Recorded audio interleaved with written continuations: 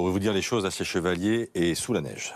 Ce matin, on va la retrouver en direct dans quelques instants à Courchevel. La tempête est passée, Christophe Persson. Elle est passée, elle a porté d'énormes vagues. C'était le cas comme ici à Marseille hier après-midi avec cette forte houle que l'on retrouvait sur tout le littoral méditerranéen et vers le sud du golfe, vers l'Atlantique, alors qu'on l'on retrouve toujours un risque d'avalanche très marqué si vous êtes vers les Alpes. 4 sur 5, parfois 5 sur 5 ce matin et s'abaissant à 4 sur 5 dans l'après-midi.